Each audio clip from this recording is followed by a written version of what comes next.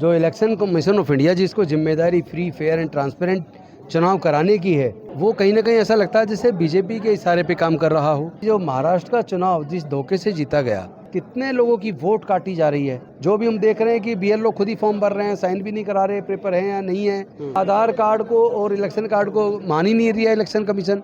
अभी तक क्लियर नहीं है कि वो मान्यता उसकी होगी या नहीं होगी। 2 बार मंत्री भी रह लिया, विधायक भी रह लिया, मेरे पास बर्थ सर्टिफिकेट नहीं है। इलेक्शन कमीशन ने सत्ता के साथ मिलकर साजिश की है महाराष्ट्र के चुनाव में।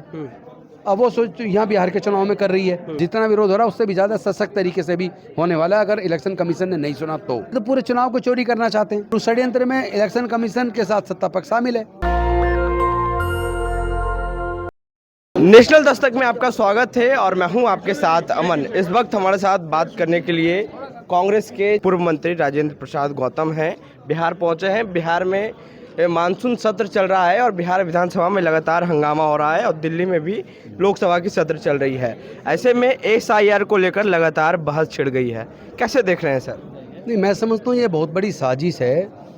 जो इलेक्शन कमीशन ऑफ इंडिया जिसको जिम्मेदारी फ्री फेयर एंड ट्रांसपेरेंट चुनाव कराने की है, वो कहीं ना कहीं ऐसा लगता है जैसे बीजेपी के इशारे पे काम कर रहा हो। क्योंकि जो महाराष्ट्र का चुनाव जिस धोखे से जीता गया, 5 साल में पिछले लोकसभा चुनाव 2019 से 2024 के लोकसभा चुनाव तक टोटल नए वोटर बने 32 लाख और फिर लोकसभा चुनाव 2024 के बाद विधानसभा चुनाव तक 5 महीने के अंदर वोटर नए बने 39 लाख। इसका कोई जवाब इलेक्शन कमीशन नहीं दे रहा, ना उसका फुटेज दे रहा है वीडियो का, कानूनी बदल दिया, ना उसका कोई लिस्ट दे रहा है। तो ऐसे हालात में अब ये जो SIR यानी कि स्पेशल इंटेंसिव रिवीजन करने के नाम पे कितने लोगों की वोट काटी जा रही है। जो भी हम देख रहे हैं कि BLO खुद ही फॉर्म भर रहे हैं, साइन भी नहीं करा रहे, पेपर है या नहीं है। और जिस तरह के पेपर मांगे गए उसमें आधार कार्ड को और इलेक्शन कार्ड को मान ही नहीं रही है इलेक्शन कमीशन। अभी तक क्लियर नहीं है कि वो मान्यता उसकी होगी या नहीं होगी। और खासतौर पे जो वंचित वर्ग के लोग हैं उनके पास तो जमीन के कोई पेपर ही नहीं होते। उनके पास क्या पेपर है? अगर कोई पूछ ले कि जी पुराने पेपर लाओ, अपने बाप दादा के कहाँ से लाएंगे? कुछ पेपर सर्टिफिकेट भी नहीं होंगे उनके पास। बर्थ तो अब जाके लोग बनवाने लगे हैं। मेरा जन्म 57 साल पहले हुआ, मेरा बर्थ सर्टिफिकेट नहीं है और मैं दिल्ली में वकील हूँ। 2 बार मंत्री भी रह लिया, विधायक भी रह लिया, मेरे पास बर्थ सर्टिफिकेट नहीं है।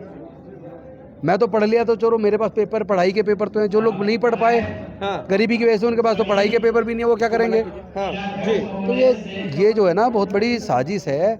और कहीं ना कहीं ये साजिश उन्होंने रची है।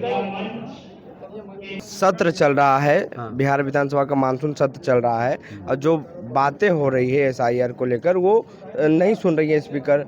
नहीं, वो तो देखो, सरकार आज जो केंद्र में है और बिहार में भी उन्हीं की सरकार है, वो तो चाहती नहीं है कि यहाँ पे सबको वोट का अधिकार मिले।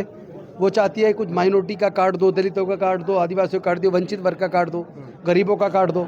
वो तो साजिश से चुनाव जीतना चाहती है। अदरवाइज पूरे देश के सभी दलों को खुल के विरोध करना चाहिए ऐसी स्थिति का। वोट, कम से कम वोट सबको, जो लोग भारत के लोग हैं उनका तो सबका वोट बनना ही चाहिए। उस पर तो सबको एकजुट होकर लड़ना चाहिए। उसमें तो राजनीति का सवाल ही नहीं आना चाहिए। सत्ता पक्ष हो या फिर सबको एकजुट होकर इसका विरोध करना चाहिए। ऐसे में विपक्ष क्यों SIR का विरोध कर रही है? विपक्ष इसलिए कर रहा है क्योंकि विपक्ष जानता है कि एक साजिश हुई है। इलेक्शन कमीशन ने सत्ता के साथ मिलकर साजिश की है महाराष्ट्र के चुनाव में। अब वो सोच यहाँ बिहार के चुनाव में कर रही है। तो ऐसे में विपक्ष भी नहीं बोलेगा तो फिर तो लाखों लोगों की वोट कट जाएगी।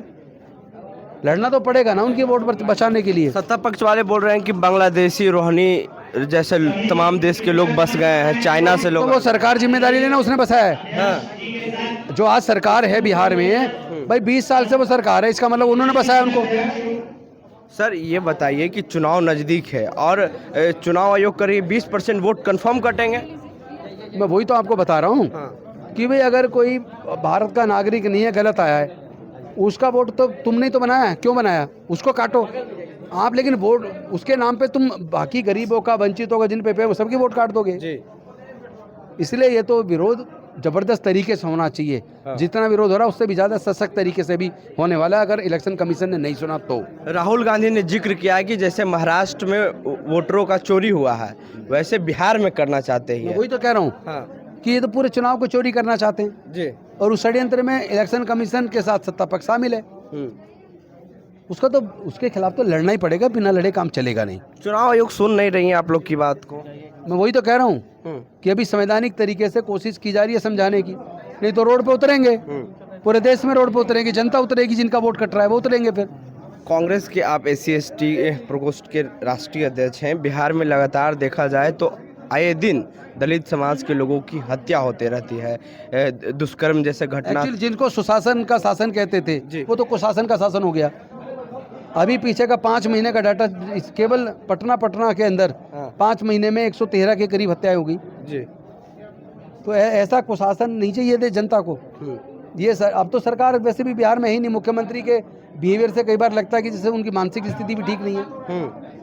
ऐसे में बिहार के जनता को सामने आना पड़ेगा अपने हक अधिकार बचाने के लिए। ऐसे में बिहार के जो तमाम दलित समाज के लोग हैं, वंचित समाज के लोग हैं, वो लोग कह रहे हैं कि हमें सुरक्षित नहीं है बिहार में। नहीं तो उसी के लिए मैं कह रहा हूँ ना, बाकी विपक्ष मिलके उनके लिए सामने खड़ा हो, लड़े।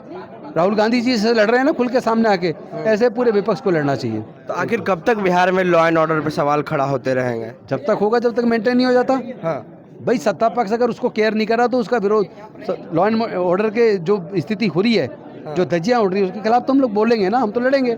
कैसे आप लोग बिहार में बदलाव लाएंगे सर? हाथ में सत्ता है तभी तो लाएंगे जी। कानूनी व्यवस्था ठीक करेंगे, गुंडों को जेल में डालेंगे, जिनकी हकमारी उनको हक देंगे, गुंडों को जेल में शिक्षा की व्यवस्था करें, क्यों नहीं डालेंगे? क्या सर बातचीत करने के लिए तो राजेंद्र पाल गौतम SC/ST प्रकोष्ठ के राष्ट्रीय अध्यक्ष है कांग्रेस का, और इन्होंने साफ कहा है कि जब मेरी सरकार बनेगी तब गुंडों का खैर नहीं, जेल में डालेंगे।